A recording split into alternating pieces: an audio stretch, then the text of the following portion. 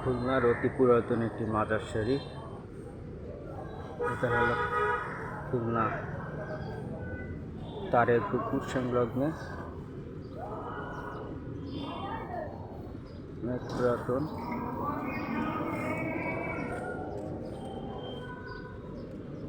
পাশে আছে জাতিসংঘ পার্ক খুলনা, এটার সাথেই আপনাদের এই মাজার শরীফকে।